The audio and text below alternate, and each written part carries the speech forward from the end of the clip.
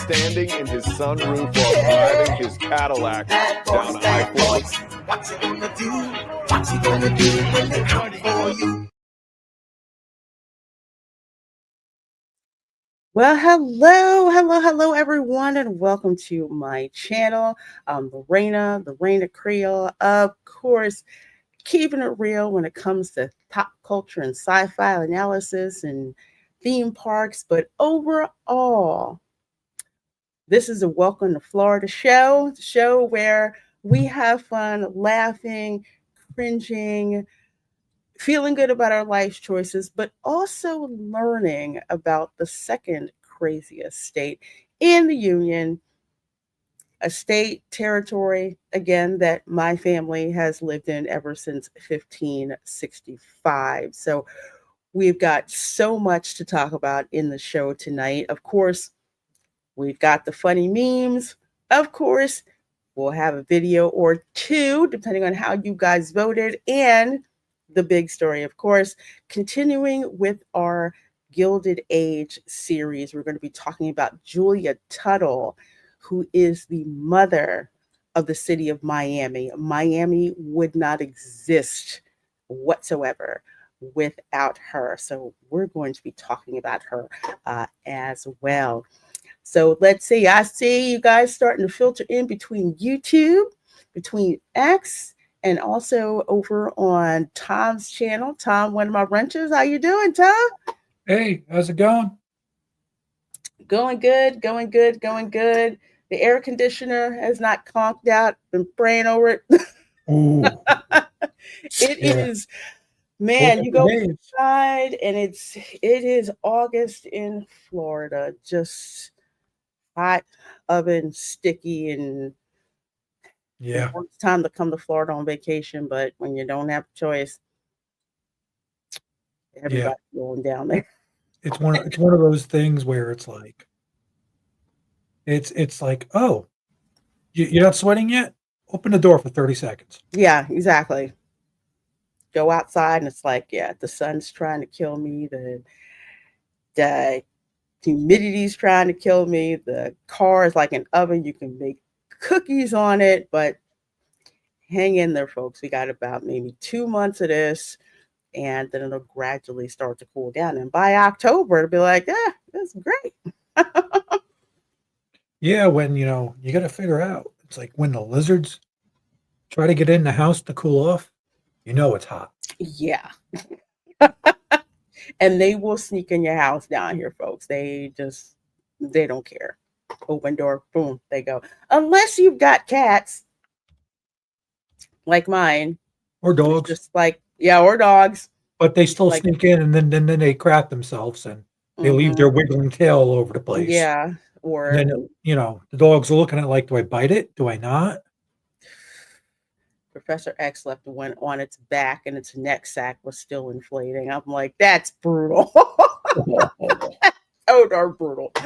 Oh, man. Well, you guys are definitely not brutal. So glad you guys are here. I see you starting to filter on into the chat. So before we get started, let's go through. Let's see who is in the chat here. First of all, props to wait. Before I get to you.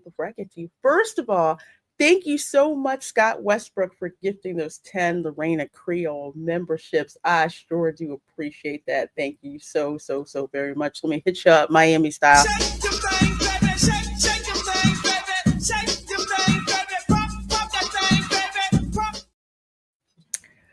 True story. A bee landed on like my rearview mirror and was actually doing that. Because that's how they communicate with other bees. I'm just like, dude, what? Okay, this bee is twerking in my rearview mirror. All right. He's like, hey, this chick hasn't cleaned up the friggin' pollen off the car. Come get it. Oh, thank you so much, Scott, for gifting those 10 memberships. You are so awesome, helping out so many channels, especially my little channel. If you got gifted a membership from Scott Westbrook, one, please do tell him thank you very, very much. And two, remember that the memberships last for 30 days. So keep that in mind. I'll be announcing pretty soon what the movie club movie choice is going to be, and I think you guys are really, really, really going to like it because it's going to be courtesy of whoever the subscriber who sent me a DVD copy of the Battlestar Galactica movie, the OG Battlestar Galactica movie, and a Oh, copy of Ghost Rider. Thank you. I love those. I have Ghost Rider, but I might need to borrow that disc off you for the Battlestar because I'll burn that to my DV at my collection. Yeah, I have to burn both of those to You, my media server. you still got to borrow the Song of the South I have. Yes, yes, I do. I need that too. I need that too. Because I need that closed captioning on it too. And the major who's been a member, oh my gosh, for 39 months. I definitely, definitely have to Oh, hit you up with something here. Catch me riding dirty, tryna catch me riding dirty, tryna catch me riding dirty, tryna catch me riding. Yeah, that's an egret. They are gangster about going after prey. And they'll go after whatever you've got and you've gone out fishing. So you gotta protect your catch because they will come in there and they will snatch it. That's why they oh hang yes, out at they will. SeaWorld. Mm-hmm. Hmm. Oh yeah. They hang out. They know that, the killer whales get fish. They go down and get fish too. And if you go to feed the seals, there's signs there that tell you you got to throw that food to the seals right quick because egrets they know they'll try Yep. to snatch it. That's why the seals are so aggressive when they know you have food. Yeah, it's crazy down here. All right, so let's see who else we have. We have Snortopoopas Cuber in here, the polar bear from Pinellas County. So welcome, welcome, welcome. Glad to see you, my dear. One of my amazing wrenches, along with Tom here. Let's see. We have got Nita in the chat. Hello, my dear. So good to see you. Another one of our Floridian subscribers who has roots, deep roots here in Florida. Says Julia was one tough cookie, very strong and smart woman. She lost something like 8 of her 10 or 11 children. They are all buried in the historic Miami City Cemetery walls, though. Yeah, that infant mortality is something that people don't realize used to be like a regular thing. It was just so sad. And about 15 years ago, they were going to allow a skate park to be built next to the historic cemetery where Tuttle and all historic Miami are buried. Kids were already skateboarding there. And the kids were grinding on that. Oh, see, I don't like that. Mm. As somebody who, one of my things that I like to do is when I go and visit like ancestor burial sites, some of the headstones have just this beautiful like stonework that's done in it. So much so that there's signs up in Cape Cod basically says no rubbing. I'm like, dang it. They might mean that a different way. Yeah, they do. I'm like, yeah, y'all could have worded that a bit better than you did, but you're kind of like, well, why would people want to do that? Well, let's just say a lot more artistry is involved. So it's like, wow, this is a headstone. Yeah. So yeah, I don't like that. I don't like graves being desecrated. It's just definitely not a cool thing to do. Let's see. We have got Lottie Holcomb in the chat. Hello, hello, hello. Says howdy, folks. Howdy, hi there, and hello to you. And we have Linda F here in the chat. Always good to see you, Mir, my dear. Says hello, LaReina, panel, and everyone in the chat. She follows me everywhere. It's like I live She with her or does. something. I don't understand it. Ah, well, she is Tom's better half, and she's absolutely amazing. Can't wait to hang out with you again, my dear. And let's see, we have got Mark Daly who says, greetings from the capital of Florida, aka South Georgia. Yes, indeed. I've only been there a couple of times. Of all the places, Jasper, Florida.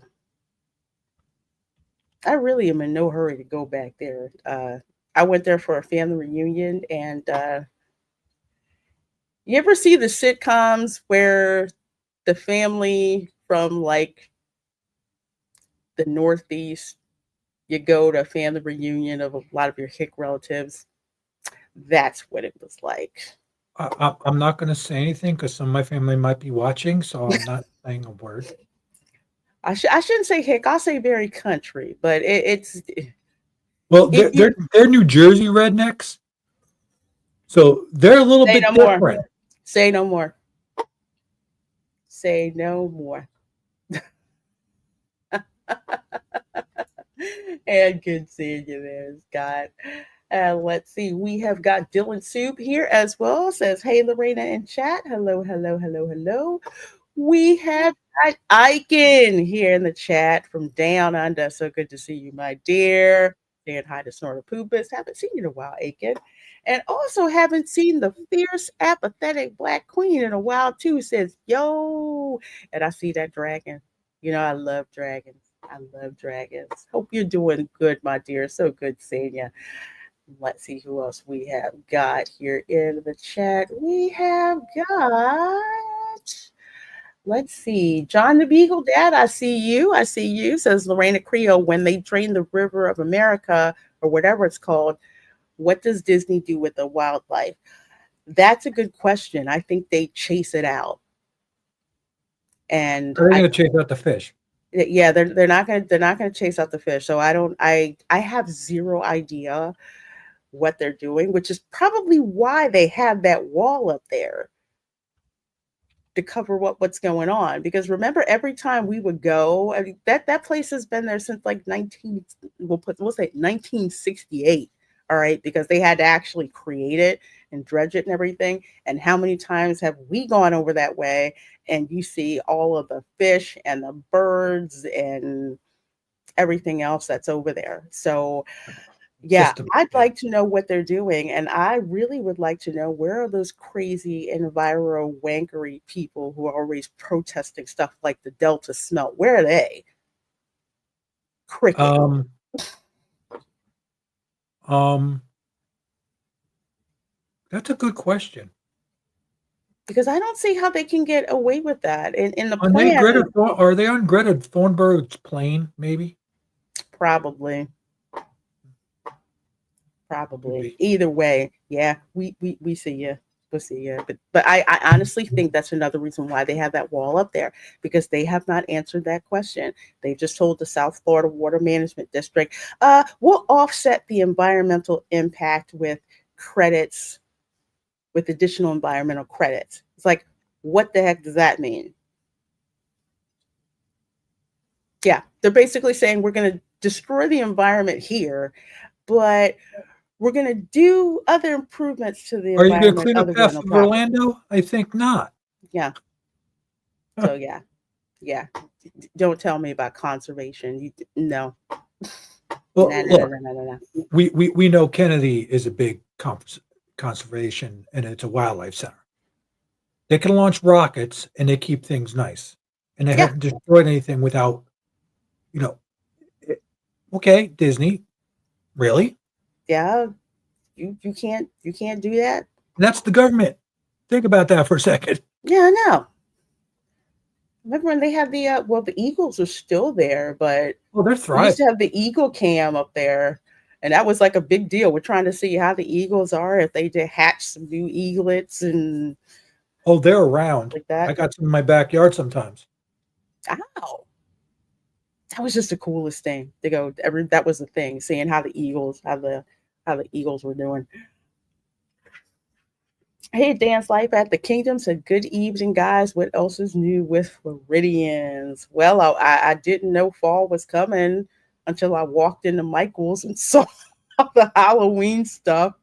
I'm like, Eh, really?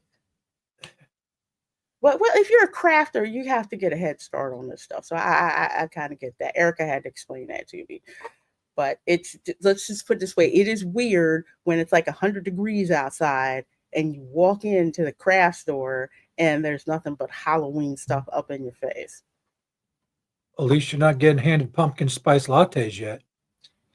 That's coming. Don't remind me. I'm just like, unless that's a cold brew, I don't want it. Which reminds me, as soon as Gideon's puts out their, I think it starts in September.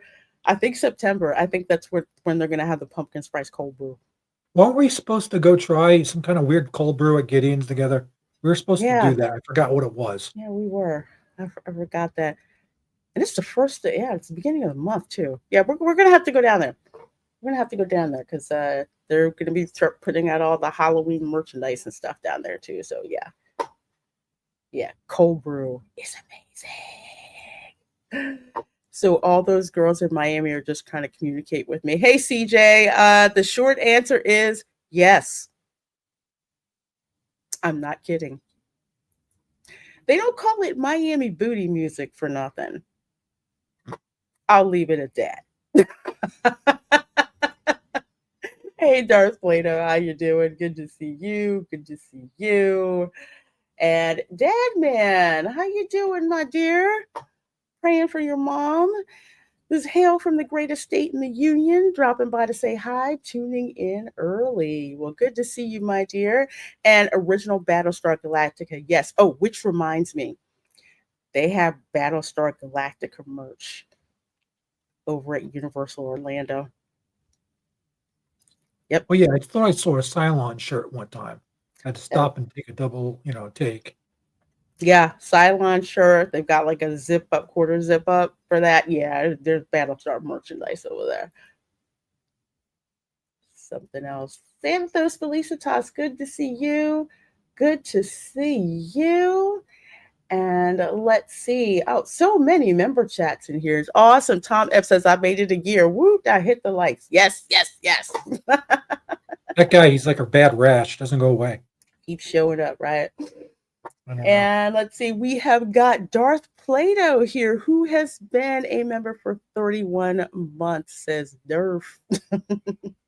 Well, glad you're here, my dear, because we are talking history, so it's gonna be a blast hearing what you say about it too. And Dadman has been a member for 52 months. Man, I need to create like an OG club. Some of y'all have just been wow members forever. I always forget about these member chats. LOL, bring on the laughs, LaReina. Oh, I'm gonna bring plenty of those. And yes, Lonnie, I heard about that about Lonnie Anderson. That yeah. I didn't think she was that old. I just totally she aged well. I was shocked of how old she was when she was acting and doing that stuff. I was like, really? Mm-hmm. Yeah. Yeah, Bert and Lonnie were some of the most famous Florida residents. I saw Burt Reynolds at a convention once, and let's just say what he looked like was not what I thought he was going to look like, and it wasn't due to aging. It was due to a scalpel. Kind of disappointing.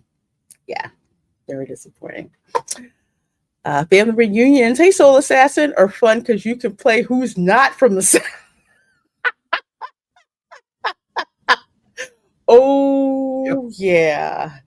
Oh, yeah. I was the one who's breakfast. I'm like, I don't like grits. What do you think you don't like grits? I don't like grits. Yeah.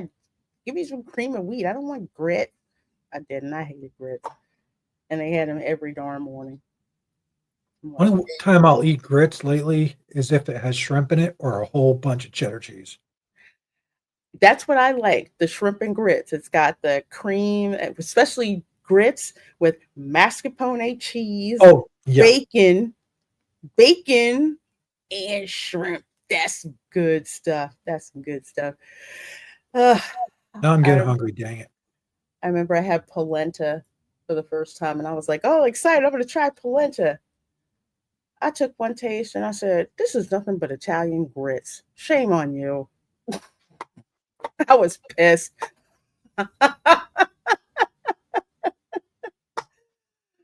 Oh my gosh.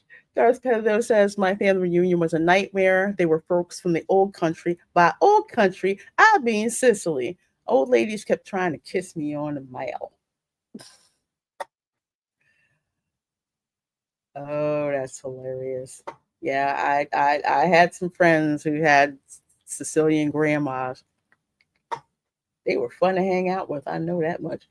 Hey, Gina, good to see you. Good to see you here. Yeah, my sister.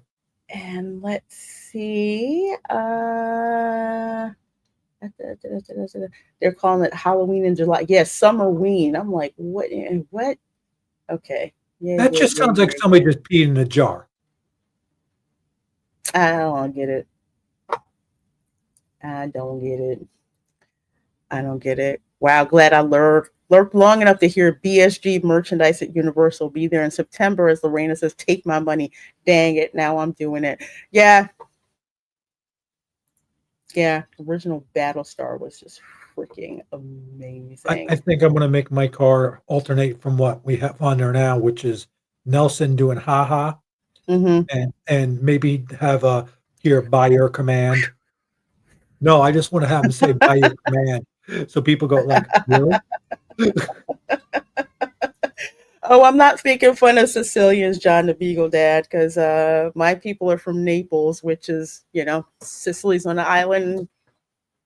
Hey, Naples is just across the I'm channel. half Italian, John. So, and we got Sicilian and Moffatese. So yeah, I can make fun of myself. I joke that I can't talk without using my hands. I should have known what was up then. Okay, look, I'm talking. I'm not using my hands. How's it going? Sit That's on. the German part of me. Oh, folks, we're gonna go through, of course, some Florida beeps to get you in that Florida state of mind. How is that vote going? Actually, in the chat for what video we're gonna watch. We've got Shark Oh, visits the beach, pool surprise, and Brit narrates Gator versus Abuelita. well, Lorena, it looks like Sharks Visit the Beach is at 56%. Pool Oh, Surprise okay. is at 28%. And Brits narrate Gators vs. Alberta, which is at 16%.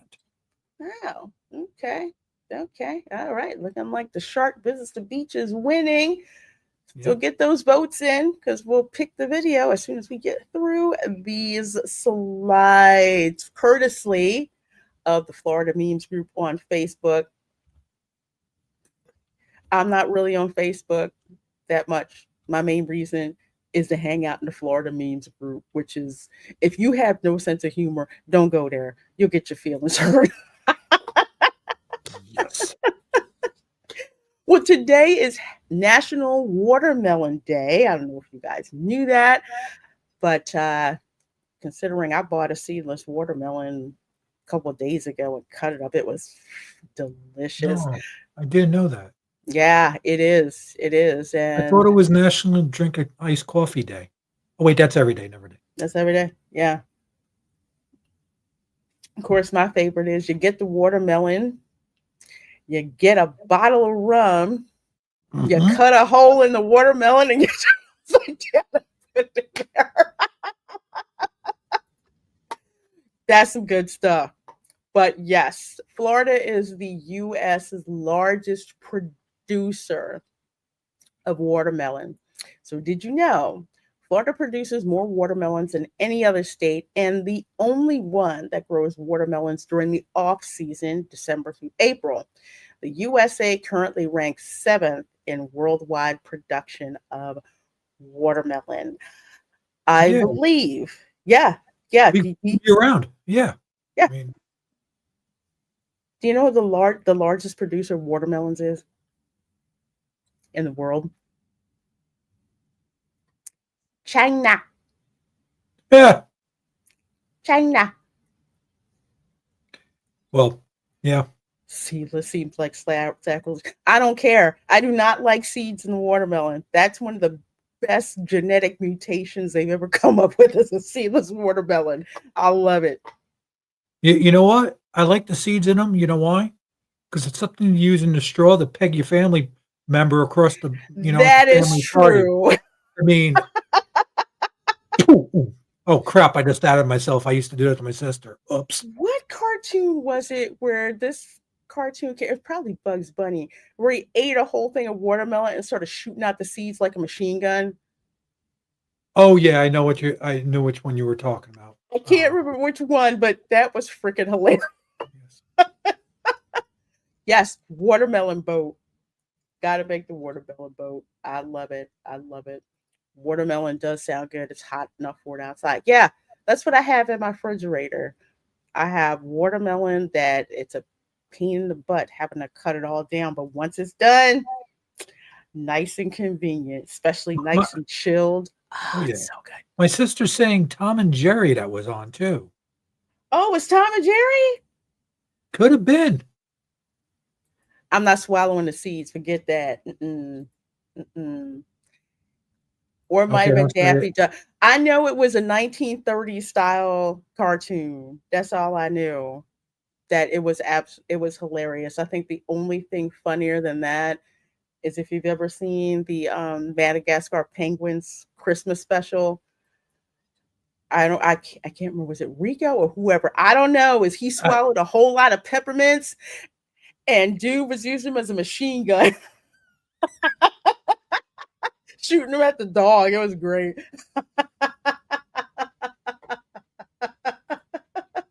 Watermelon and vodka, not to be served to the colonel's wife. Trust me. that'd be bad, the major. Yeah, I heard that joke too, Mark Daly. If swallow a watermelon seed, it's gonna grow in your stomach. You're right.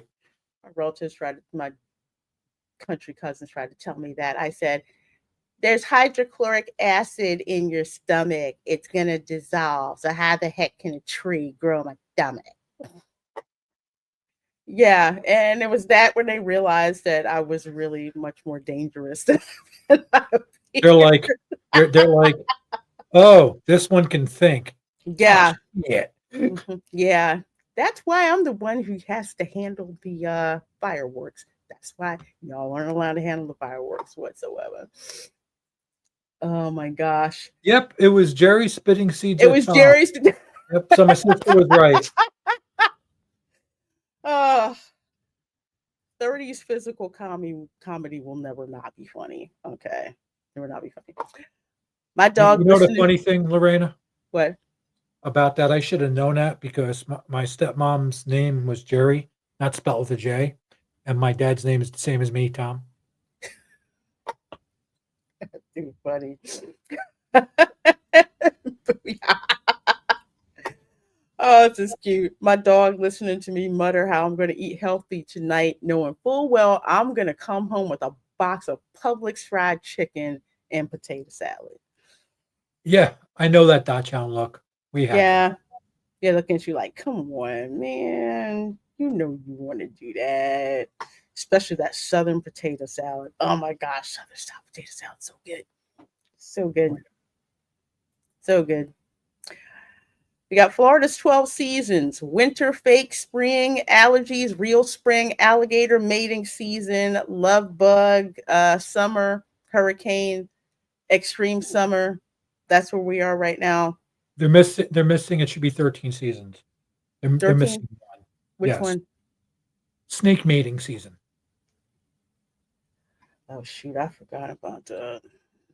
Yep, those little bastards moving everywhere right now. Well, they forgot python hunting season too. Oh, yeah, that's yeah. That Well, could fall under the same thing. I guess that would go with snake Yeah. hunting season, snake season, snake breeding season. Yeah. Publix banana bread pudding. I tried to like it. I I will never turn down I can't. nanner pudding. I will No, never turn it down, but it's not my favorite one. no, I no. had That's to like come up with my own cookie pudding that works because I'm lactose intolerant. Let's just say it's made with coconut milk and rum flavoring. And that's really good stuff. I'm refining the recipe. Every time I make it, go on. But yeah, nanner pudding, I don't like the texture of it. I don't. Ah, it's just one of those things. I like the vanilla wafers by themselves. I don't like them in the pudding. Vanilla wafers are awesome by themselves. They're Oh yeah. addictive Yes. and they work really good in a pinch for cereal. Hmm. You crush them up, Mm-hmm. you put them in the bowl, and there you Mm-hmm. go. Don't ask. I Well, might have been a they're broke college kid at one point. I don't know. oh, no judgment. No judgment. I hate pecan pie. However, Oh no if no I no. if Oh, I I love it. throw it in a blender with like vanilla creamer or something like that, and maybe a dollop of mascarpone cheese, and it's all whipped up, and I put it between vanilla wafers, it's actually good. Mm. But you have to beat it into submission, literally. Because I somebody gave me a pecan pie and I didn't want to throw it away. I'm like, I like I pecans like and pecan pie. sugar. Pecan pie is great. I don't. At least you don't say pecan because who wants to eat pea in a can? What is it? Road stop? Come on. I had to learn that the Yankees call it pecan pie.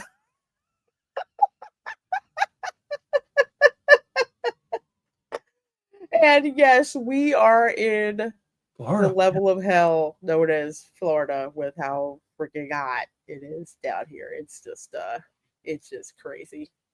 Hey, Kimberly Ann Hart, good to see you. Good to see you. My electricity bill came today, and I believe I got charged for the sunlight, moonlight, street light, the light of the Holy Spirit, and the light at the end of the tunnel. Duke Yeah. Energy, I hate you so freaking much right now. They are worse than Pico. Are they worse than FPL? They gotta be. Yeah, they're worse than FPL. Yeah. Yeah, I was not happy. Well, it used to when I lived here years ago was Florida Power, and then I guess Duke Energy bought Florida Power, No, and no, no, they didn't no. I still got Florida Power and I got solar. really.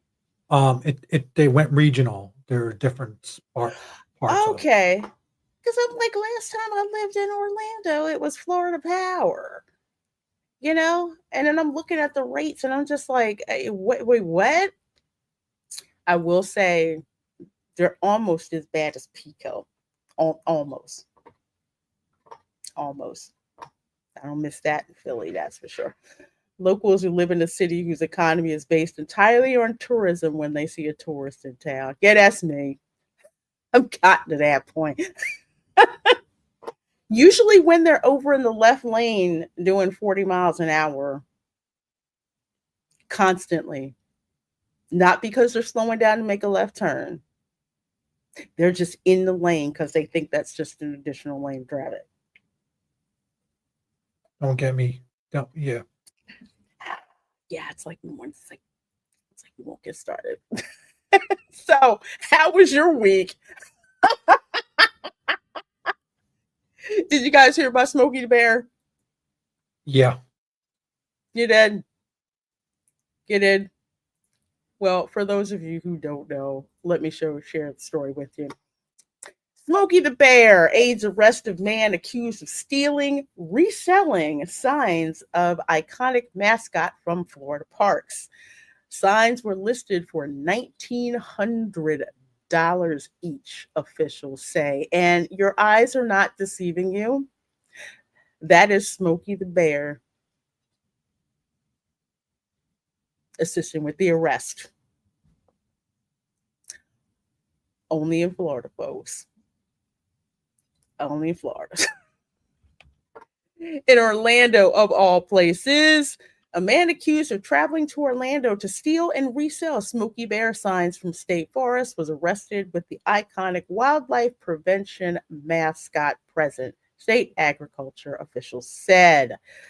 Florida Commissioner of Agriculture Wilton Simpson posted on social media to announce the arrest of the man who he said traveled from Floribama, aka Pensacola, to Orlando to steal the signs that he then listed on Facebook Marketplace for $1,900 each.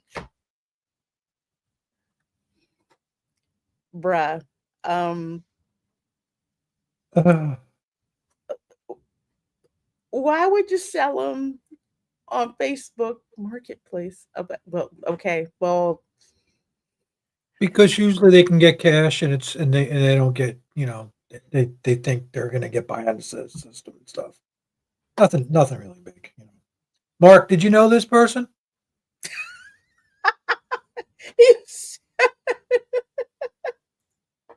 the Chuck E. Cheese thing happened in Tally, 3 doors down from the pool hall. Who knew the Chuck E. Cheese was an even bigger den of iniquity? Yeah, Yeah. that was credit card fraud.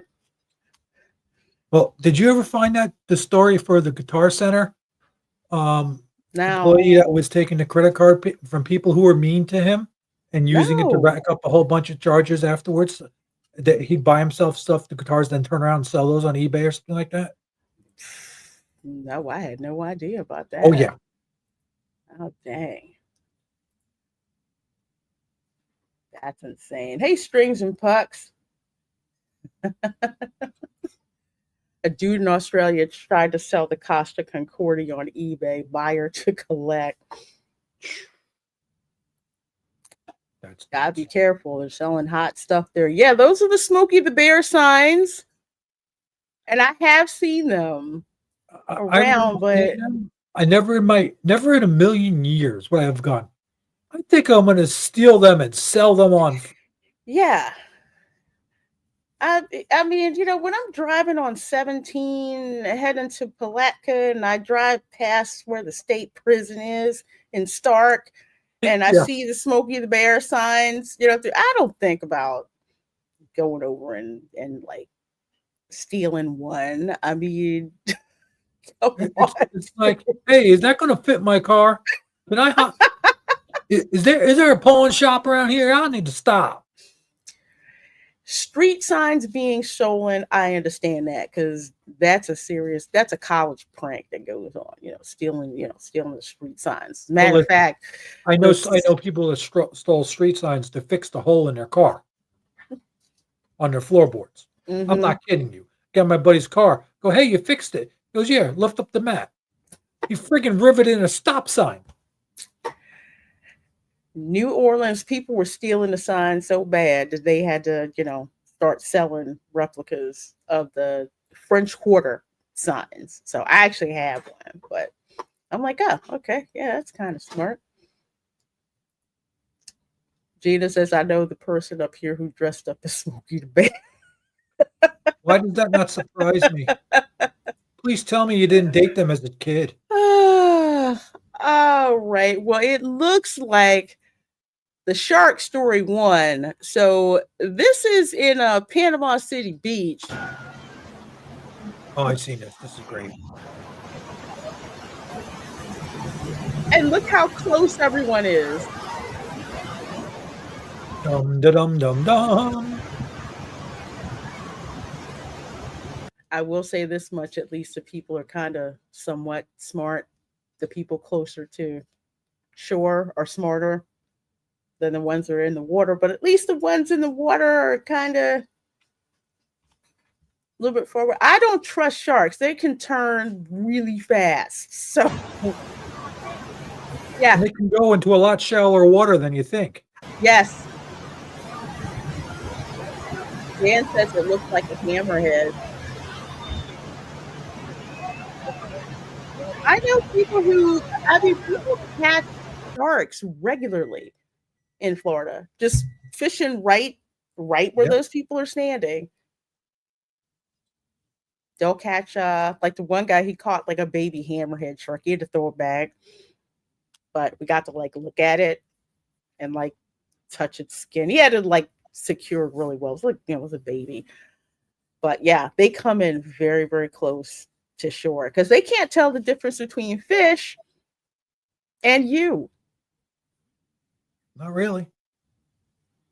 Yeah, they really don't. So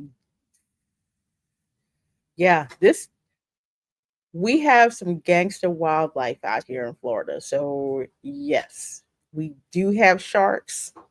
You need to pay attention when you're out there. I don't get why people go that far. Well, you don't have to go far. If they come inland, they will come inland toward shore. So can gators. Yeah. Gators go in Yeah. the ocean sometimes too. Mhm. They don't care. Reminds me of a time in New Smyrna Beach some years back. Yeah. Yeah, it's warm. It is Shark bad Bite Capital is there. warm here. Yeah, isn't Daytona? Well, no, New Daytona's a Smyrna shark Beach is the Shark capital. Bite Capital. New Smyrna. Yep. Yeah, I saw that. I forget which special it was where they were just like, "Why is there such an incident of like shark bites?"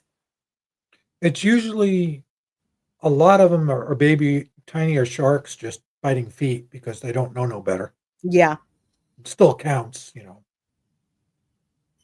if you see dolphins, you're pretty safe because sharks are punks. They're punks.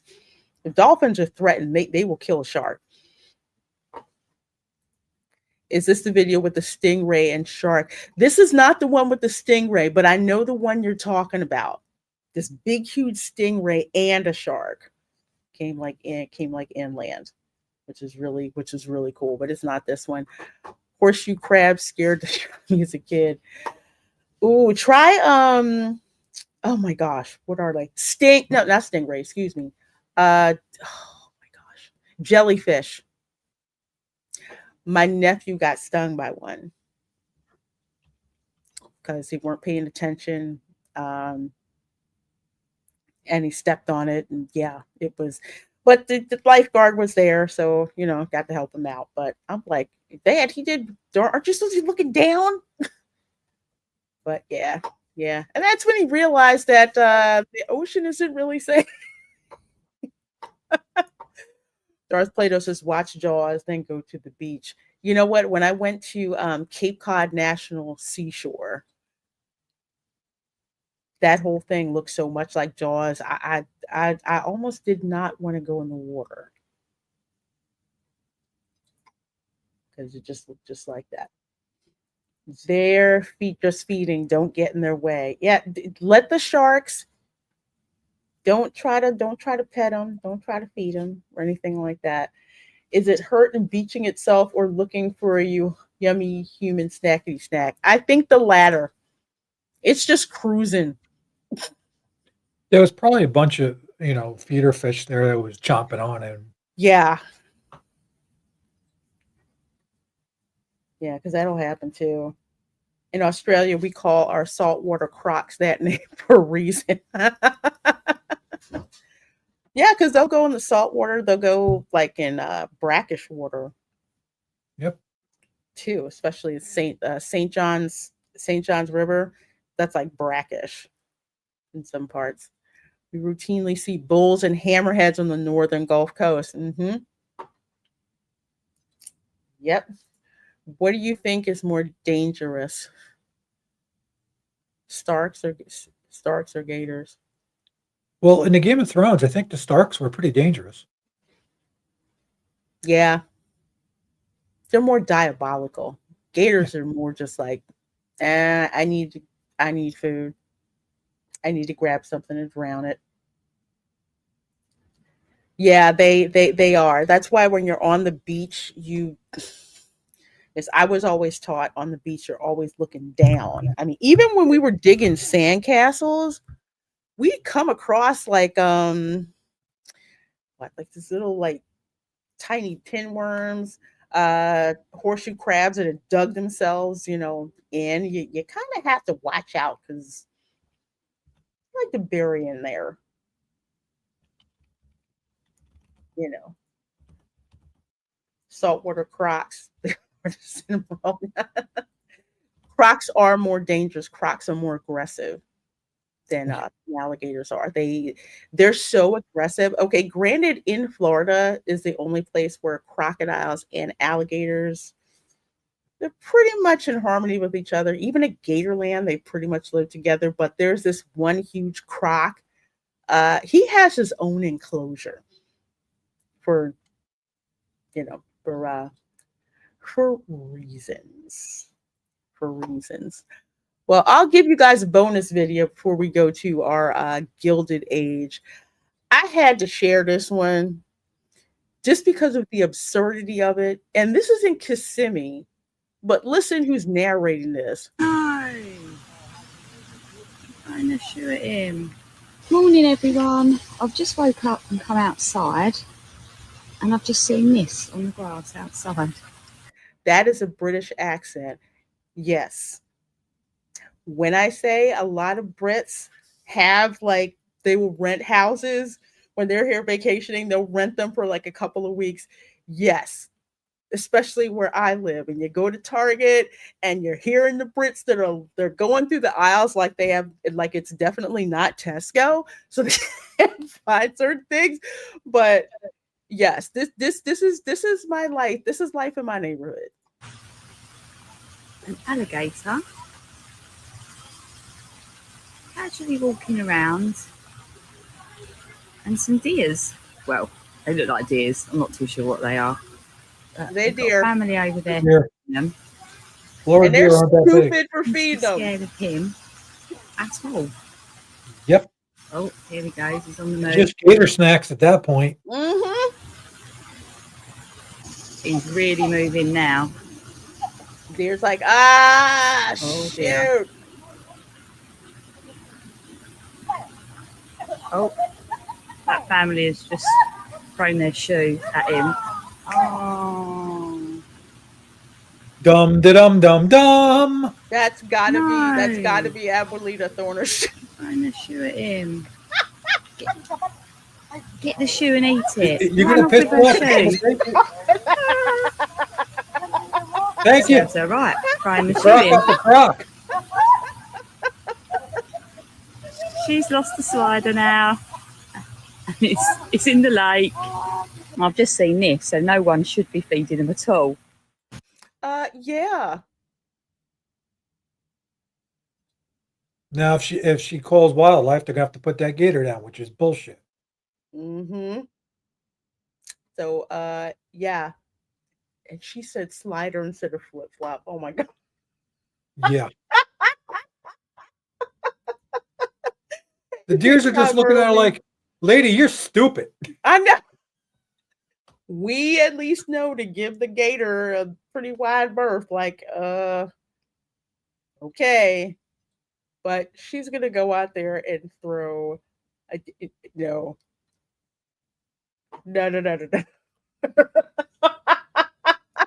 Bambi's like, Hey, big time Myrtle and Beach. they call us dumb? Oh my gosh. Mr. Milktoast says the Brits are so amazed at how much there is in the US. So much space, so many products, so much choice. It astounds / frightens them.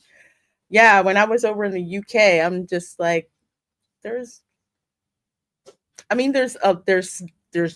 choice, but it's nowhere near like it's here. But yeah, they come over here with the ones that I know come over here with suitcases, and they just clean everything out of like Walmart because it's so much cheaper here than there. So yeah, they do that. He understood the assignment. Yes, Gators are fast, but I know. That's why I'm like, she cannot be from around. Then again, like I said, we got a lot of tourists from out of the country, and they rent houses and do not understand. You do not feed the wildlife. You especially don't freaking feed deer. Okay, no, it's bad enough they munch on your plants. Don't feed the deer. But you're gonna throw your shoe at a gator? No. Mm-mm. Number one, I'm keeping my shoes, but apparently that gator said, "Ha ha, got you." Well, if you look at her floral print, she doesn't look like she's local either. So I got another buddy in the chat who showed up. Hey, Marino Perez. Yeah. It looks like he wanted the appetizer instead of the entree. That's one of my work buddies. Oh, cool. Thanks for being here. Thanks for being here. The deer saying, "What's that two-legger doing?" Like she's freaking crazy.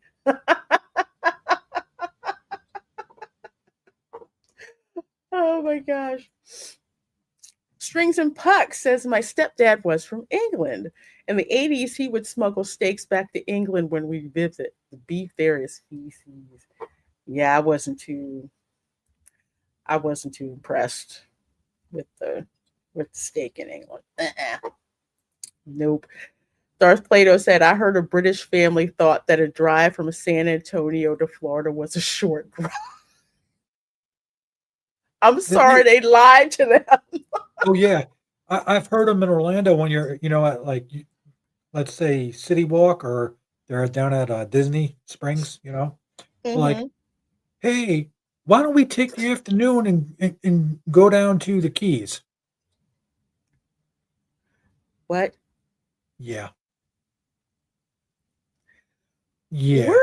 We're gonna have to do a public service for our British visitors to give you guys an idea of just how Scale.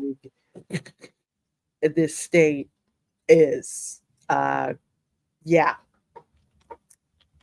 it's a huge state. For folks who wondering why the U.S. does not have, you know, train travel all the way, and we depend on our cars because it's a big freaking country. Okay, it's huge, absolutely huge.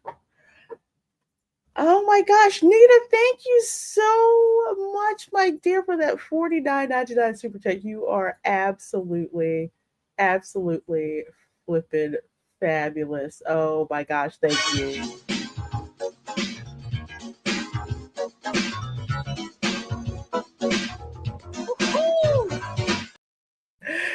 Sugar Shoe Lady is so funny. Yeah, I couldn't believe what I was watching. Trying to shoot at him. Morning, everyone. I've just woke up and come outside, and I've just seen this on the The grass fact that outside. you've got a Brit An in alligator. Kissimmee. This is near me. I Actually know where this walking neighborhood around. is. And some deers. Well, they look like deers. I'm not too sure what they are. And she's like commenting They've like got it's a family over there BBC Nature feeding them. special. But they don't seem to be scared of him at all. Oh, here he goes. He's on the move. That one's probably about what, like a He's really moving three and a now. half, three and a half to 4 footer. Yeah, he's not that big. Dear. Yeah, it's probably like 5 years old, maybe so. Remember the guy whose dog got snatched That and he family didn't is drop a just cigar and he went throwing their shoe at him. Oh. Oh yeah.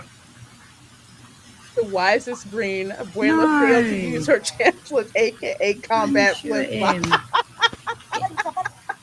Get the shoe and eat it. Run off with her shoe. Jump. Hey, that That's smells alright. nasty. Trying to I can shoot eat him. that. That's what he's saying. That smells She's great. lost the I can eat slider that. now. It's in the lake. I've just seen Well, this, so no one retention should pond. be feeding them at all. No. When it says absolutely no fishing in the pond, yes, stay away from the water. And do not feed the wildlife. See, you know what? The gator probably came out there because the deer were there. Yeah, that's also why you do not walk your dog. Nope. Okay, that close to no. And I don't care the size of your dog either. They don't care. Gator's like, that's just nothing but a challenge. Alligator is like, I ain't got time for this. Oh, thank you so much for that, Nina. I sure do appreciate that, my dear. Fabulous, fabulous. But on the real, do not feed the wildlife here, and do not feed the gators here. And you can go ahead and throw the shoe at the gator if you want, but I would do it from the safety of my fenced-in yard. Definitely not go out after it. They'll still come up over the fence sometimes. And do that. Well, 146 of you watching between YouTube and X. Thank you so much for being here. This is the Welcome to Florida show. I've got Tom F with me, and continuing on with our Gilded Age series, Julia Tuttle, the mother of Miami, was one awesome lady. So this actually come from HuffPost, the incredible tale of how a mom changed Florida forever.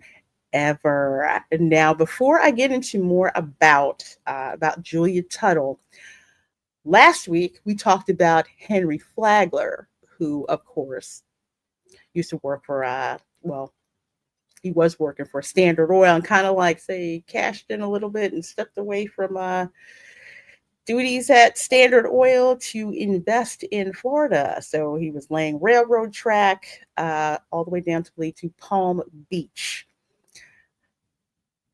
Not West Palm Beach. Okay.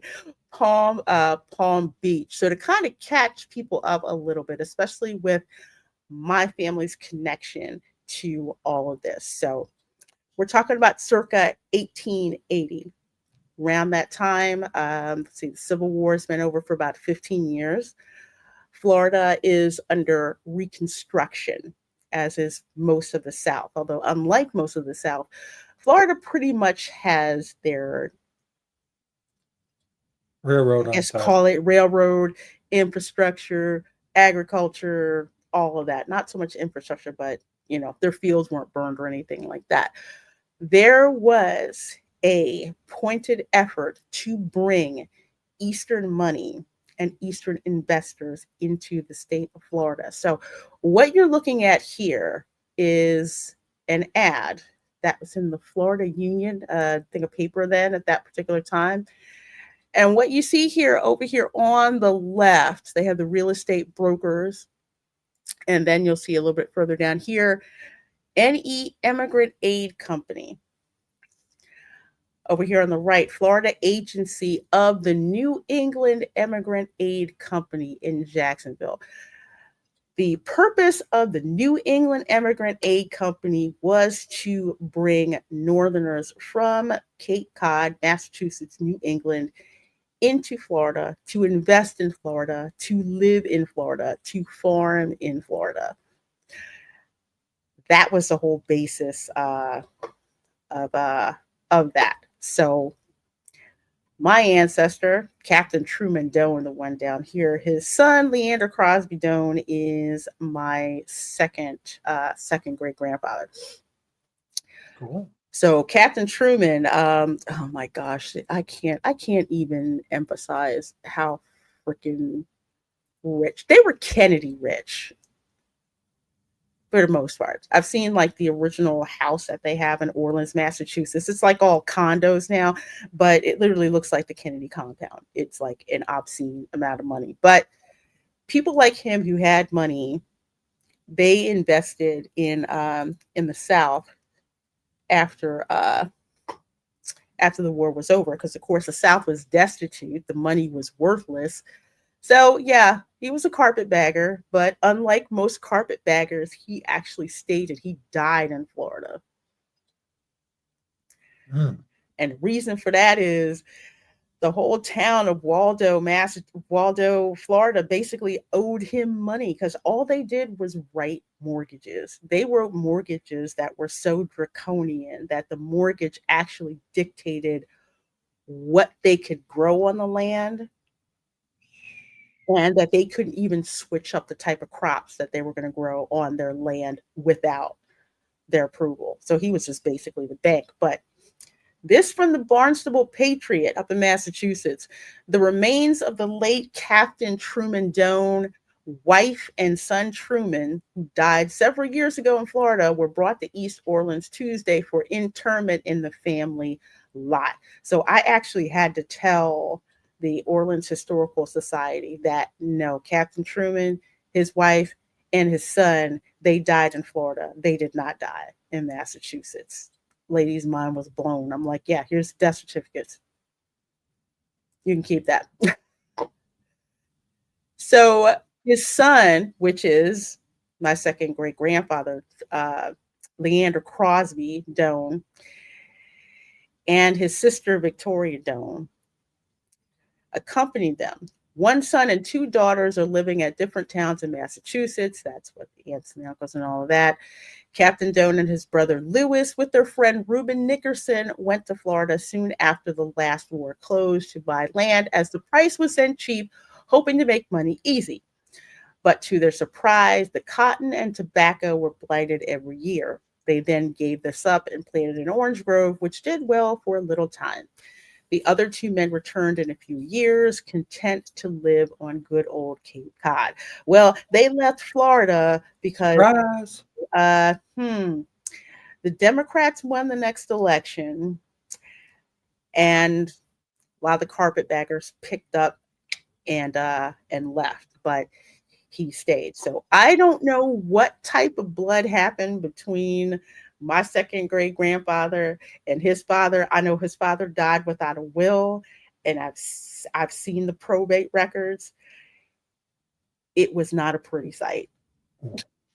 It was not a pretty sight, especially when he was accused of being distracted, probably because he was distracted because my great grandmother was born around that time. So that's probably what had to do it. But it was not pretty.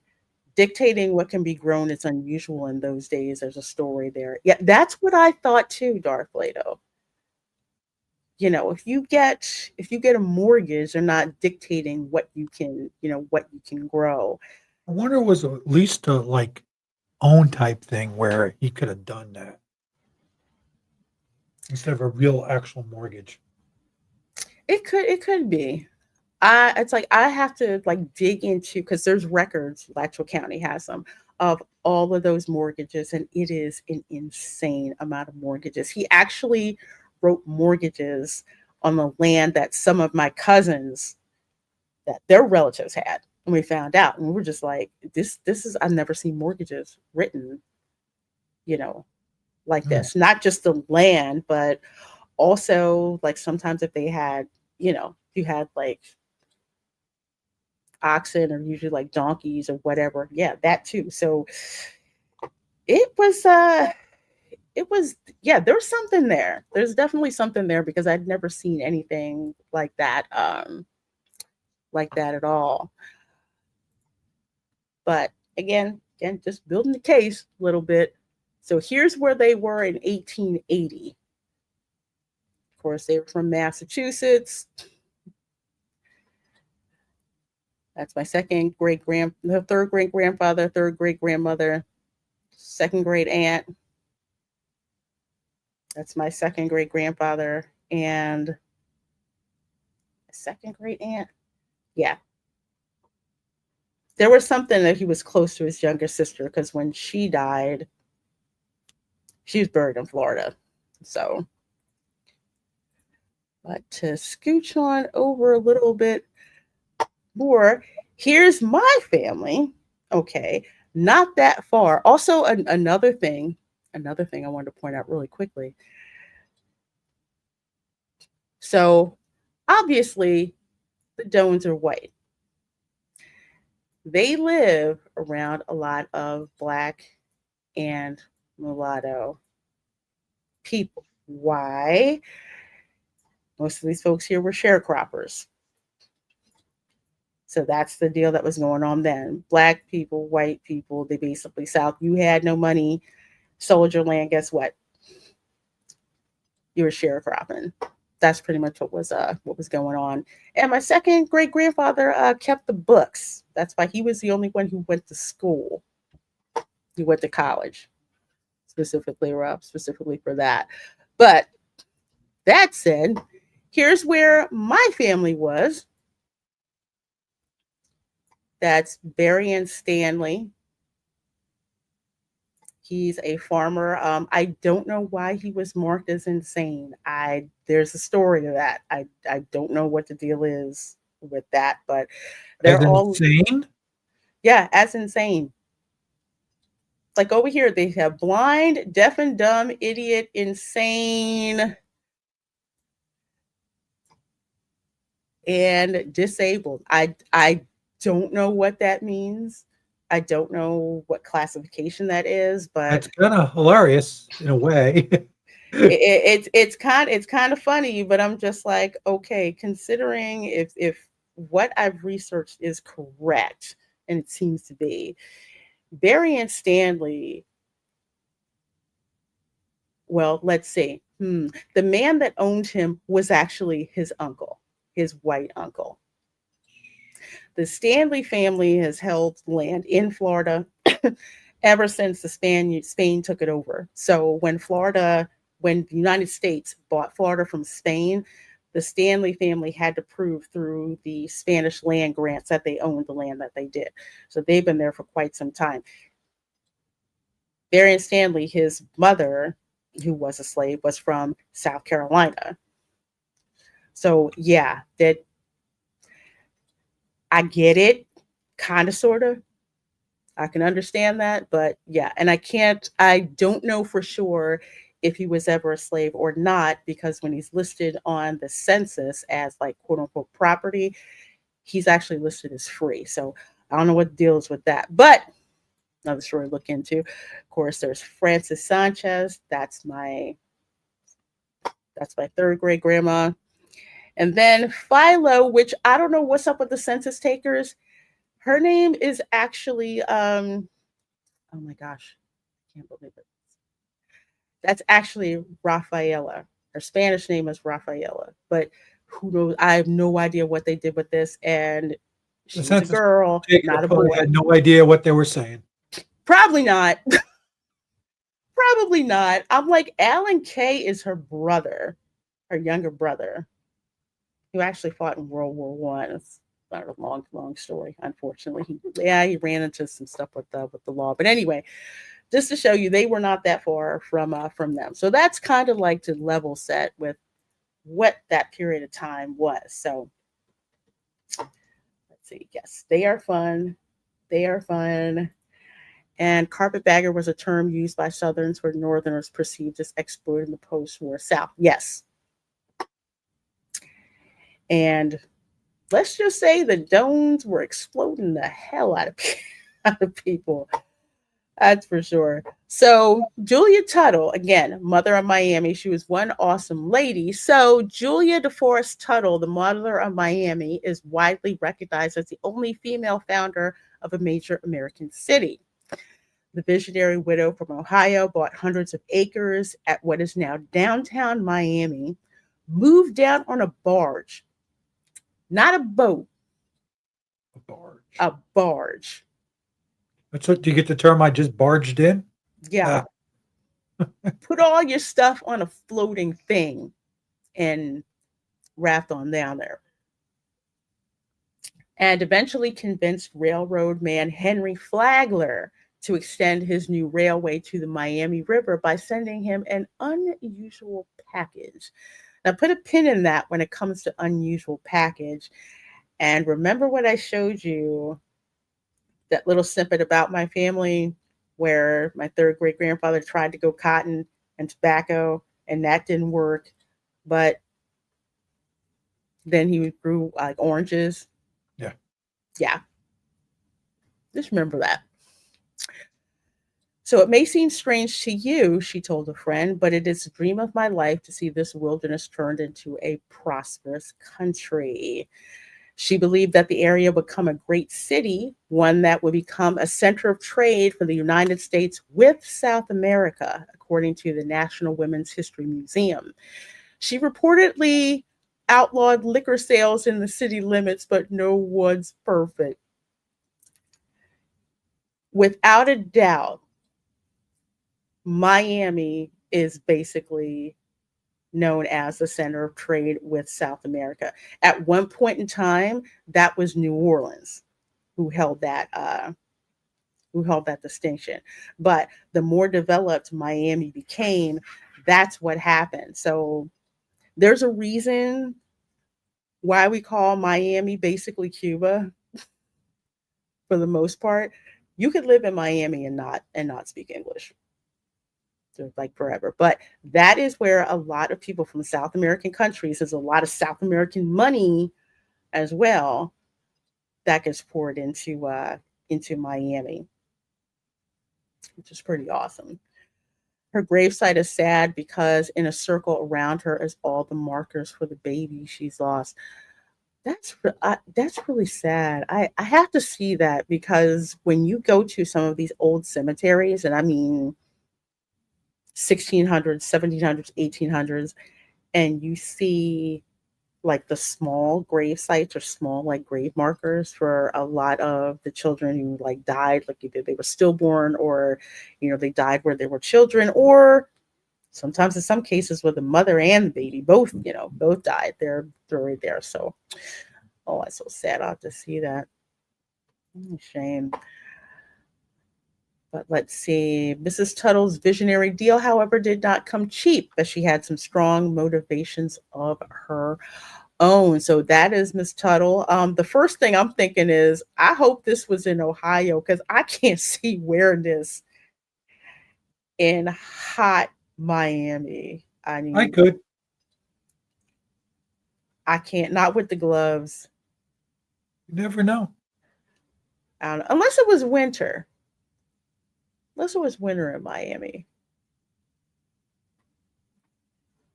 But I'm loving the outfit though.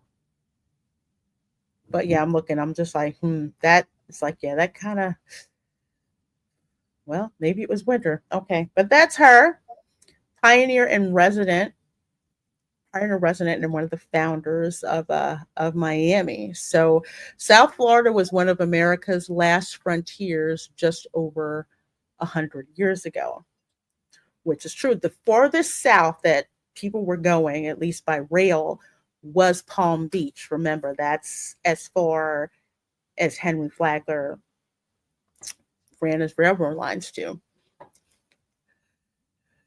So let's see here. So Julia Tuttle first laid her eyes on what would become Miami as early as 1874 while visiting her father, who had moved to the Lemon City area as a homesteader and became a county judge and state senator, but returned with her husband and family in Cleveland. She had arrived by steamship and liked what she saw. So that's definitely a big, huge difference in weather coming from Ohio to to Miami. No air travel during this point, folks. So it took a while. Yeah, it took a while. Took a while. So I think this is her and her mother, Julia Tuttle. There she is in Ohio, with her mother and her daughter, one of her grown daughters that was there.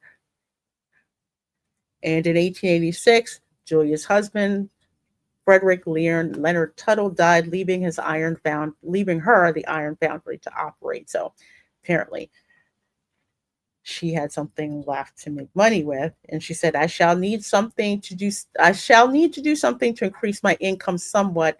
And I've been thinking of getting something to do for part of a year in a more genial climate. She wrote to her longtime friend from Cleveland, Standard Oil industrialist John D.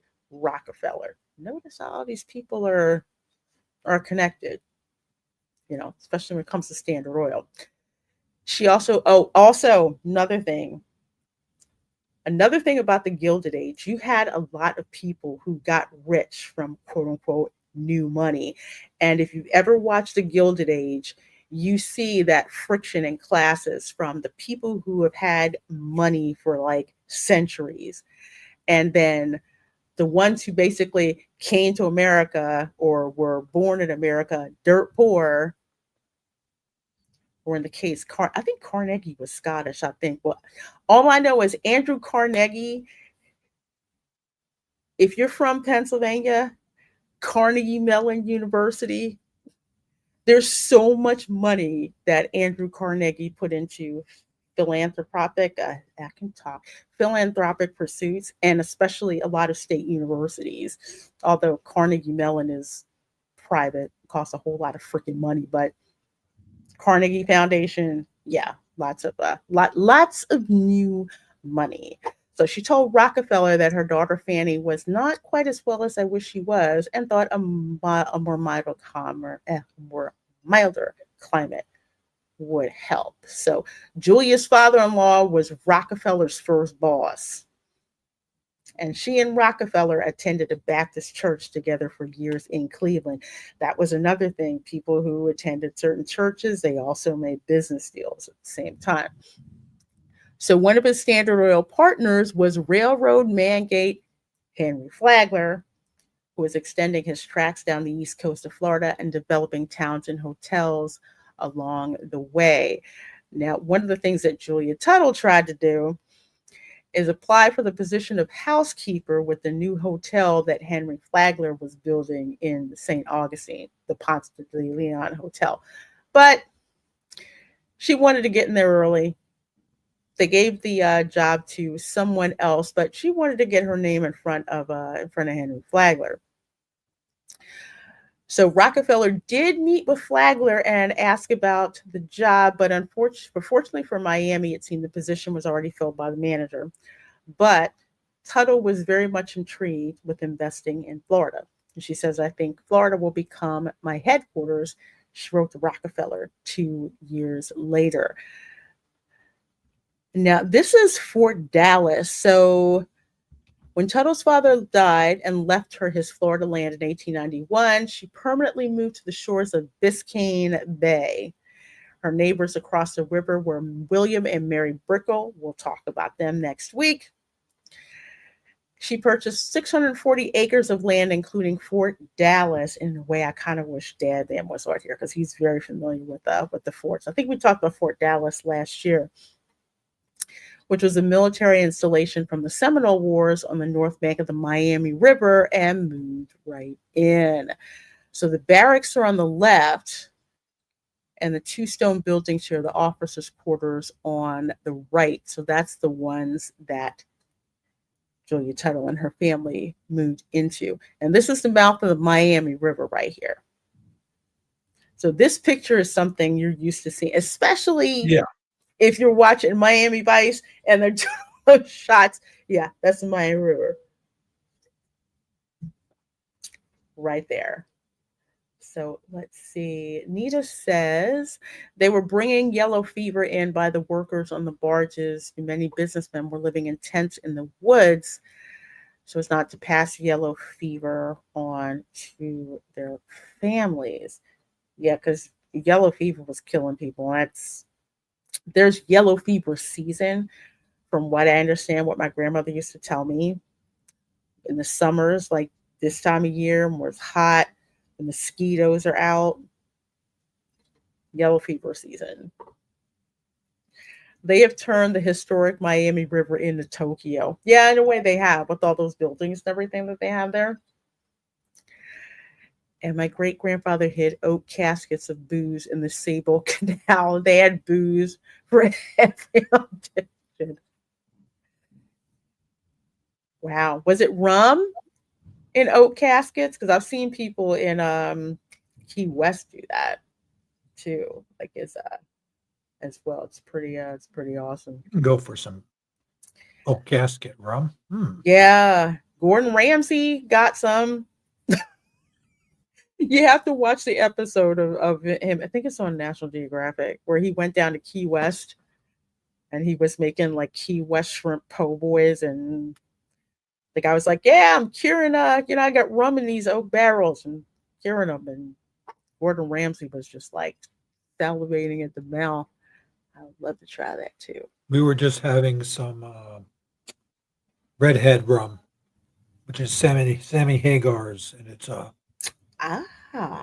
it's pretty good. It's I'm trying to remember the flavoring, and it's like a hazelnut. Everyone's ready for the rain again. Yeah, it's that time of year down here.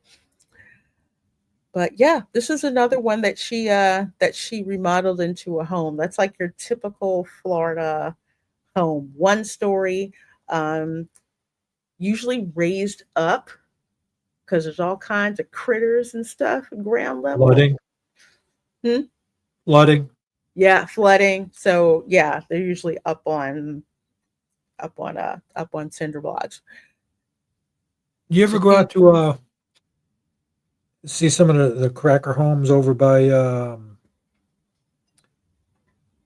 Oh, right over there by Daytona. That you know that where the lighthouse is over there, the Ponce Inlet Lighthouse. Mm-hmm. They got a nice little set of stuff over there that's all historic and cool like that. Yeah, I haven't been to the lighthouse yet. Really? Um, Oh, you gotta no, go. I haven't had a chance to go, but yeah, you'll see some of these cracker houses as well around St. Augustine too. Yeah, I've seen some of them. Mm-hmm. I've been up there. It's fun. It's fun checking out some of the historical sites and everything else like that. And look at this. So that's the house.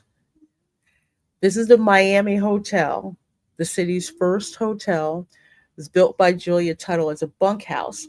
She had the building jacked up, set on a brick foundation. See the brick? See, it looks like the first floor is like raised up. See it down there?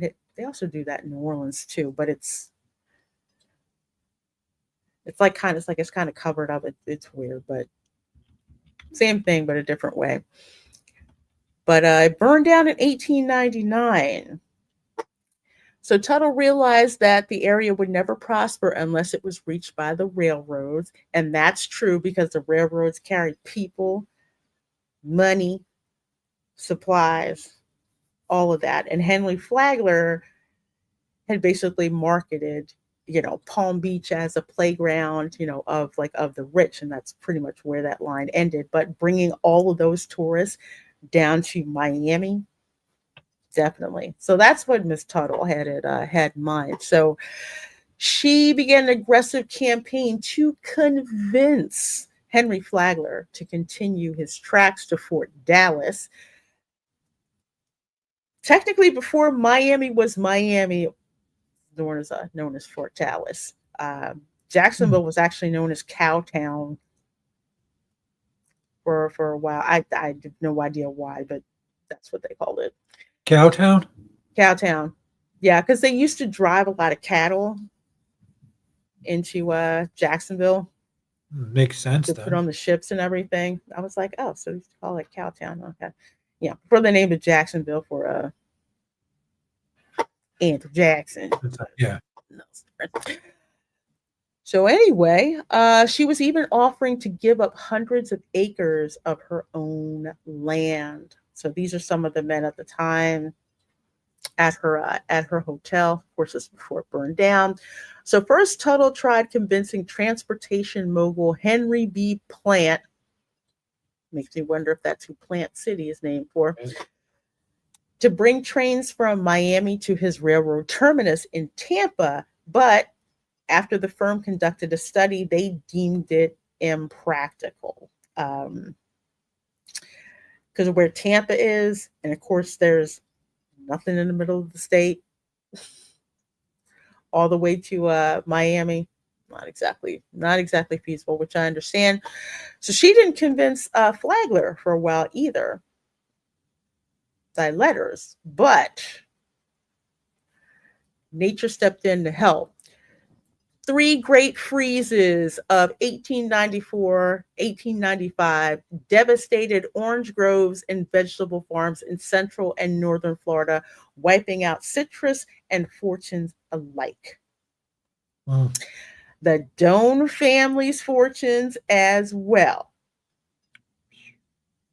A lot of people in Alachua County who had, developed all these orange groves and everything lost their shirts during those years.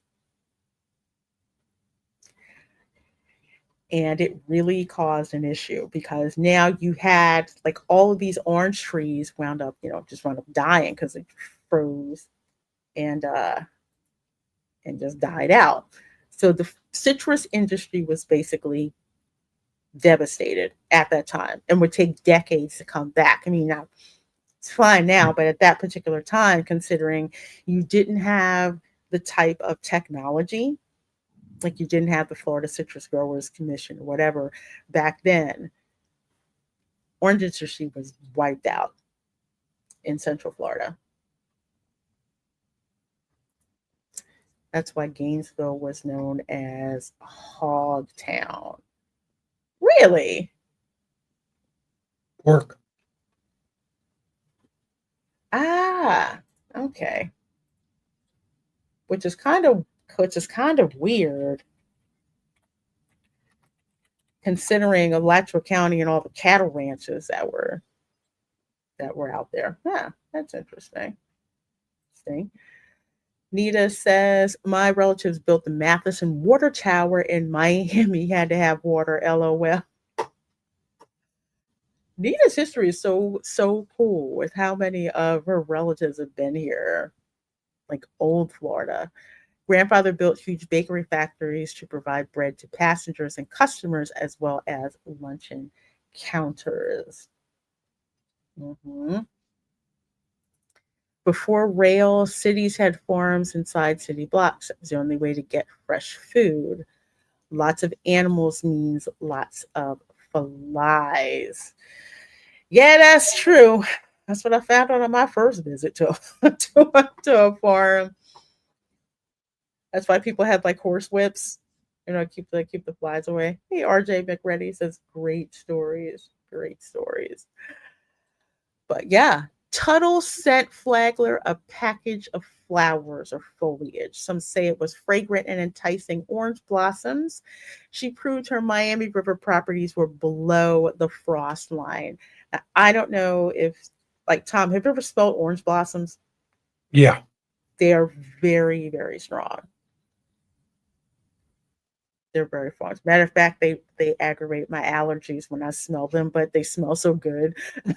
I keep inhaling it, but yeah, Your but that's your own worst enemy there. I what Own worst enemy I there. know. I know. It's horrible. It drives my allergies nuts, but the smell is wonderful. As opposed to marigolds, which I can't stand and they make me sneeze and they smell horrible. Same thing, but orange blossoms just they smell amazing. They smell I absolutely have amazing. that problem with hops #9. Yeah. Yeah, it's gunpowder. It's gun cleaner stuff. I can't help it. It's like, ooh, yeah, that's Professor X. He thanks you for the tribute of a new kitty bed, which he loves it. He sits up here even when I'm not on the computer now. But yeah, well, the thing with Flagler is that settlers were moving back north and his fruit shipping business dwindled because of that freeze. And recognizing the obvious financial opportunities and gave in. He agreed to lay 60 miles of track to Miami from his railroad's end in Palm Beach. And Julia convinced neighbors William and Mary Brickell to also throw acreage at Flagler. The deal didn't come cheap. The railroad man agreed to build a large hotel and lay the foundations of a city on either side of the Miami River in exchange for splitting the rest of her 640 acres. The first train entered Miami on April 13th, 1896. Within a month after its arrival, with a mail coach, baggage car, day coaches, and a chair car, Miami had its first newspaper, the Miami Metropolis. I wonder if that turned into the Miami. I keep calling it the Miami Scarrold, but it's the Miami Herald. Yeah, just like the New York Slimes instead of the New. I call it a fish wrapper. Yeah, that's pretty much what it is. Digital fish wrap. And the Bank of Bay Biscayne up and running. Miami was officially incorporated as a city and a pool hall meeting days later. Its first laundry, That first just fits. big, doesn't it? City meeting in a pool hall. Dang. I could just smell the cigars right now. Stay classy, Florida. Mm-hmm. It's like, yep, we're gonna form our city in a pool hall. And it had its first laundry, first bakery, like Nita was talking about, first dairy were reportedly started by Mrs. Tuttle. That's a really nice statue of her right there. So, yep. Henry Flagler's Royal Palm Hotel, when it opened in January 1897, became a popular resort for Gilded Age blue bloods, including Rockefeller, Andrew Carnegie, and the Vanderbilt family. Interestingly enough, the family featured in the drama The Gilded Age are supposedly based off of the Vanderbilts.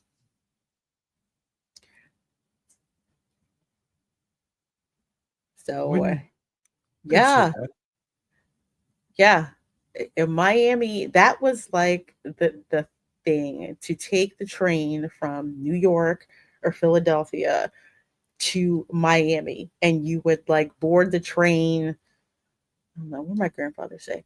It's like you board the train like around 4 or 5 o'clock in uh in Philadelphia or New York, and then by like the same time the next day you were in Miami. And it was like a luxury. Well, okay, if you were staying in your own sleeping car, it was it was a luxury, Luxury, but yeah. yeah, but if you were, in cattle class with the, seats all next to each other, but still it was like a luxury experience. Miami was like a playground for the very rich, and Still what you is. think. Yeah, it still is. Yeah. Even more so. It's the Instagram, city. And Palm Beach is pretty much like, yeah, we're not going down there. We're not going there. That's why we have this nice waterway between us and West Palm for the most part. But Miami was founded by pool hustlers. Now the city was incorporated into Pool Hall, founded by investors, but there wasn't a city building that was built. So it's kind of like not exactly the same, but we'll say in the same spirit. Kind of redneckish. Yeah, I mean, the United States Marine Corps was not founded in like a military building. It was founded, I think, at a tavern. I forget which one in Philadelphia. You kind of had to use the facilities you had to do to do it with. But yeah, founded by pool hustlers, now run by drug dealers. Man, the '80s were something else, man. Mm. I'd asked my mom when I was a kid. I was like, "Can we move to Miami?" She said, "Absolutely not." We have relatives who lived in Miami. She didn't want to go down there. She's like, "No, no, no, no, no, no." But Julia Tuttle, one of the golden age founders of the city of Miami. We'll have to talk about William and Mary Brickell next time, so you guys can put all the pieces together. So you can pretty much say, if it wasn't for Standard Oil, Florida probably would not have become. It'd be different. Be a Yeah, lot different. yeah, because folks were not really. It was an opportunity to invest in, but I just want to think back and be back one of those people when they're like, okay, we built these houses up north and they have basements. Let's try this down here. Surprise. yeah, it's like yeah, we learned the hard way. We're not gonna, don't want to do that.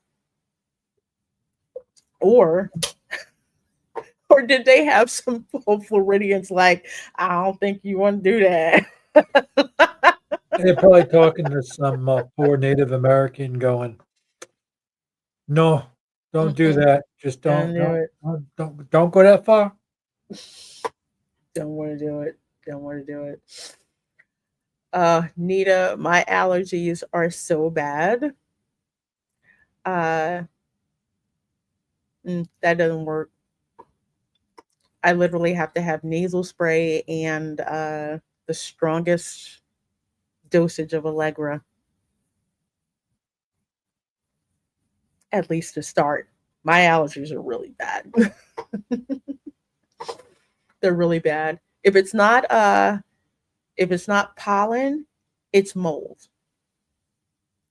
If I go into an old house and there's mold, it's like a vampire trying to enter a church. No, it's not. You know what? That's like Linda gets that way too. We were looking at a house with a friend one time, and it was cleaned up nice. And my buddy Curdy was shopping for houses, and we walked in this house, and Linda just stopped, and she's like, "I gotta leave. There's mold in here." And we're all looking at her. So he had a mold test done. Sure as crap, they had to pull the house off the market. It was bad. They were trying to mask it. Yeah, She's chiming in chat now. that was yeah, that was like my grandmother's house in Jacksonville. It's like I walked into that. It was like old, like my grandfather had it built with like he bought it and he had the when he was in the army, so he got like a got like a VA loan or something like that. But anyway, I walked on that house and I was wheezing. I couldn't breathe. I'm telling my mother, I'm like, I feel really sick. I can't stay in this house. And she's like, what's going on? I went to one of the curtains, I pulled it back, and it was nothing but sheets of black mold on it. Yeah. It's like you can smell it as soon as you walk in. It's just that black mold is no joke. So between mold, ragweed, Dustin Nander.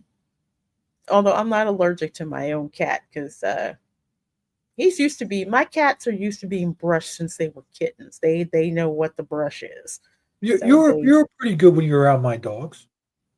Yeah, I didn't have any reaction to it at all. Dogs, I usually don't.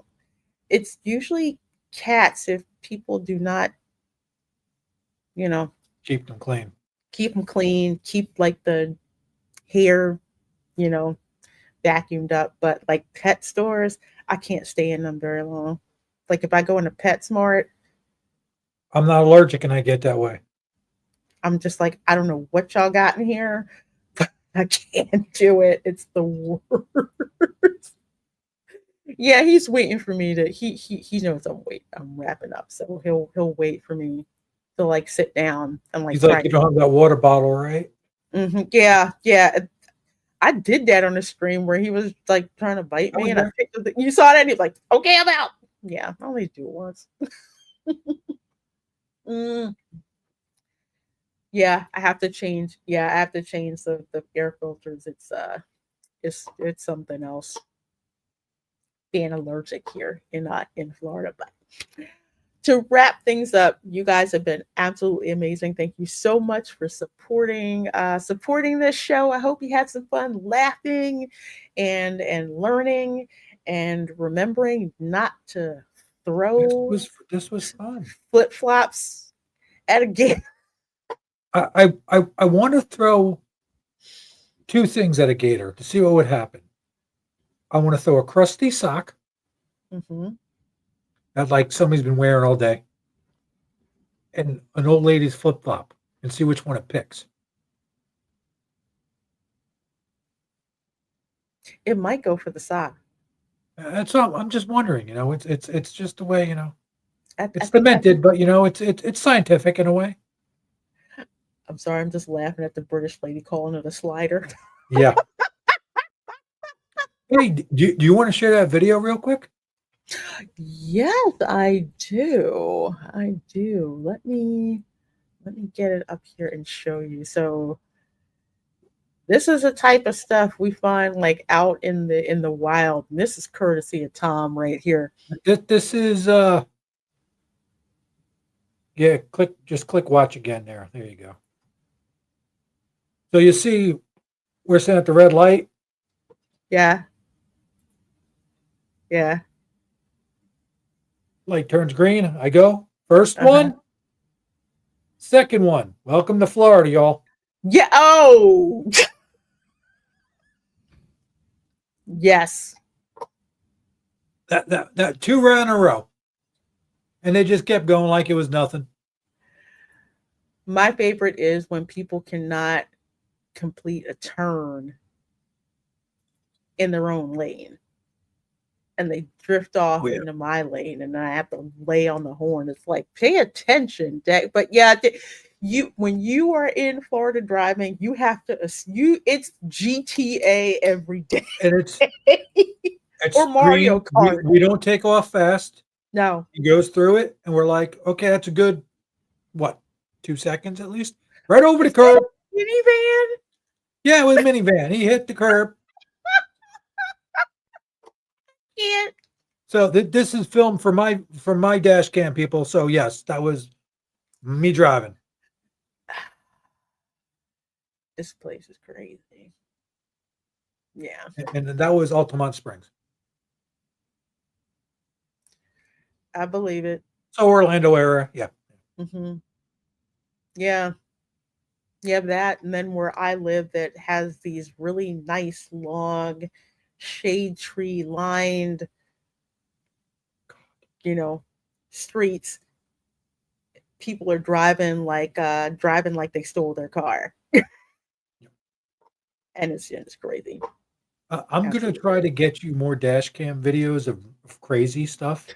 So we can do a little thing on welcome to Florida's driving tourist season. Mm-hmm. I think that sounds like a good idea. That's a good idea. I mean, I don't even I don't I it's like I'm sometimes I'm scared to put like live streams on when I'm driving because I'm yelling at every freaking body. Yes. Yeah, Well, yep. More through. I know, Linda. I just shared our video, bouncing over curbs, going through red lights, sitting in the left lane and doing 30 miles per hour like and then they're flipping supposed you to off stay in like it. you're the effing problem. Yeah, like you're the idiot. Then you got the people who are going in and out of oh man, it's crazy. It's crazy. It's nuts. Well, what's definitely not nuts is how many of you have been supporting the show. So thank you so very much for being here. You're watching this on the replay. Let us know in the comments what you thought about the show, Please. especially the lady throwing her shoe at the at the gator.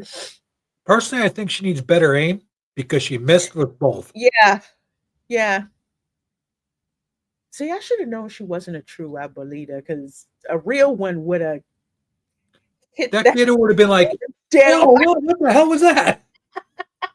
I'm getting out of here. So, Tom, what do you have going on and where can folks find you? Well, they can find me on your channel, modding for pro, modding for culture, modding for Ron's channel, Follow Bradley's Fun, and I had a couple of live streams with some rocket launches. You caught one of them. That was I fun. did. I did. Cloud Yeah. cover kind of worked. But hopefully I'll be doing more of those and Okay. plan to do a couple more things. And I still got to pick your brain on some stuff because, yeah, I'm ready to smash a gimbal when it doesn't want to behave for me. And I think it's just me. Ah, we'll work through that. I've had my gimbal just say, I hate you all and die. I almost sent it back. The first day I got it, I almost sent it back. I was Oh, playing with wow. it and it started messing up. And then it was like really screwing up. And Linda's like, don't smash it. Don't smash it. Don't smash it. I was having one of those IT smash it or fix it moments. Ah, well, folks, yeah, definitely please do go and check out Tom's channel. Awesome, awesome launches and stuff like that. You got to check it out. Let's see. As for myself, let's see what's tomorrow. Tomorrow is Monday, so of course, 10 o'clock I'll be live streaming. 10 a.m. Love and Deep Space Combat gameplay. You'll be seeing that over on Gaming with the Queen. And then tomorrow, I think around between 7 to 7:30, I haven't decided what time yet, I will be streaming live from over at the Magic Kingdom. Gonna have fun doing walk-ons of attractions. I'm not used to that happening at the Magic Kingdom when we can just literally walk on stuff, you know, where they advertise a 25-minute wait at the Haunted Mansion, and it's actually 10 minutes Or for it's us to 13 get in. minutes. Yeah, Wait, and 13 minute wait. So yeah, 30 just go in seconds. there, checking that out, seeing if they've got the Halloween merchandise out there, and just having a good time. And I'll have to decide where we're going to see the fireworks from.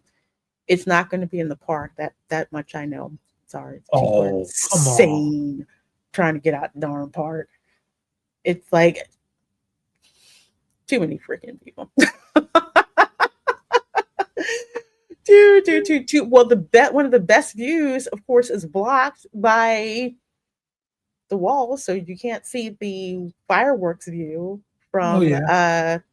from over in Frontierland Nope. over on Rivers of America. So they have that blocked off. The Magic Kingdom feels claustrophobic now, can you not? That one hotel you go to, the resort, that was a good view. You did it live from there. Contemporary? I think so. I think Yeah. that was a Yeah. good one. That's like the best one to go in and see it at. You can see it from the Grand Floridian outside Gasparilla, which is nice. There's lots of places to kind of like sit and everything, but the best like vantage point is definitely over at the Contemporary. So we'll probably go over there because that's usually where I like to go, do the fireworks, and then after the scream is over, I'll go down the Contempo Cafe and get like a burger or Nice. or something like that. That food's actually good. So, folks, thank you so much for hanging out with us. I sure do appreciate it. Know you have a choice in what you're watching on YouTube, so we're so glad you got to spend the time with us. Please do make sure that you heart the stream over there on X. Make sure you like this live stream over on YouTube. Thanks so much for being here, and we will see you all next time. Bye. Bye.